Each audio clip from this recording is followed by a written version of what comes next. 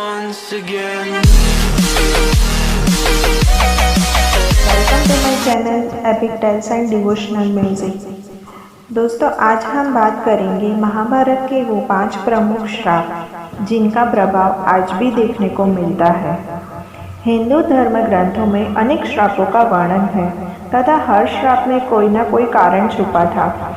कुछ श्राप में संसार की भलाई निहित थी तो कुछ श्राप का उनके पीछे छिपी कथाओं में महत्वपूर्ण भूमिका थी। आज हम आपको ऐसे 5 श्रापों के बारे में बताने जा रहे हैं जिनका इतिहास में तो महत्वपूर्ण योगदान था ही, परंतु इनका प्रभाव वर्तमान में भी प्रमाण के रूप में देख सकते हैं। युधिष्ठिर ने दिया था सभी स्त्रियों को यह श्राप। प्रसिद्ध धर्म ग्रंथ महाभारत के अनुसार जब युद्ध समाप्त हुआ तो माता कुंती ने पांडवों के पास जाकर उन्हें यह रहस्य बताया कि कर्ण उनका भाई था। सभी पांडव इस बात को सुनकर दुखी हुए। युधिष्ठिर ने विधि विधान पूर्वक कर्ण का अंतिम संस्कार किया तथा शोकाकुल होकर माता कुंती के समीप गए और उसी क्षण उन्होंने समस्त स्त्री जाति को यह श्राप दे डाला कि आज से कोई भी स्त्री किसी भी प्रकार की गोपनीय बात का रहस्य नहीं छुपा पाएगी। दूसरा, श्रृंगी ऋषि का परीक्षित राजा को श्राप। जब पांडव स्वर्गलोक की ओर प्रस्थान करने लगे तब उन्होंने अपना सारा राज्य अभिमन्यु के पुत्र परीक्षित के हाथों में सौंप दिया। राजा परीक्षित के शासन काल में सभी प्रजा सुखी थी। एक बार राजा परीक्षित वन में आखेट खेलने को गए, तभी उन्हें वहां समीक नाम के ऋषि दिखाई दिए। वे अपनी तपस्या में लीन थे तथा उन्होंने मौन व्रत धारण कर रखा था। जब राजा ने उनसे कई बार बोलने का प्रयास करते हुए भी उन्हें मौन पाया तो क्रोध में आकर उन्होंने ऋषि के गले में एक मरा हुआ सांप डाल दिया।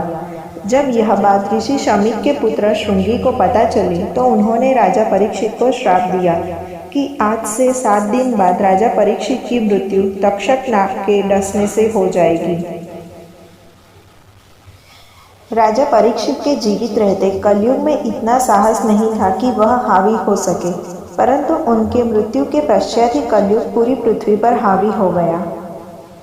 श्री कृष्ण का अश्वत्थामा को श्राप। महाभारत युद्ध के अंत समय में जब अश्वत्थामा ने धोखे से पांडव पुत्रों का वध कर दिया, तब पांडव भगवान श्री कृष्ण के साथ अश्वत्थामा का पीछा करते हुए महर्षि वेदव्यास के आश्रम तक पहुंच गए।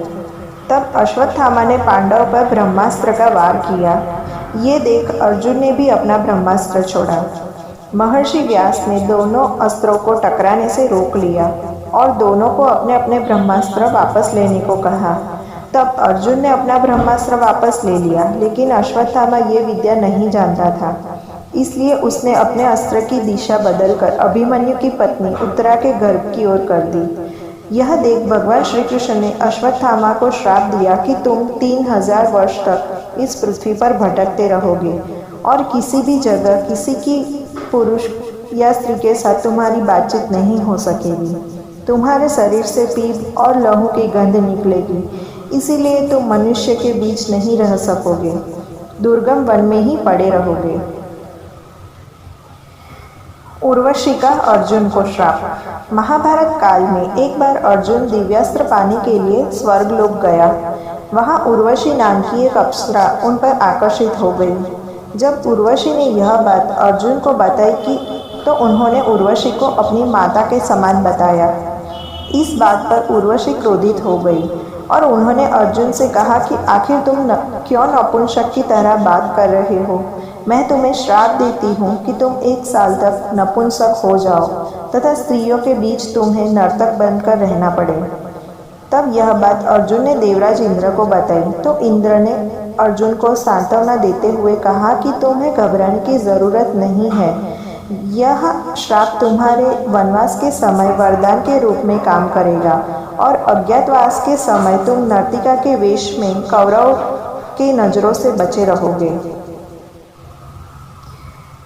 मांडव्य ऋषि का यमराज को श्राप। महाभारत के अनुसार मांडव्य नाम के एक ऋषि थे।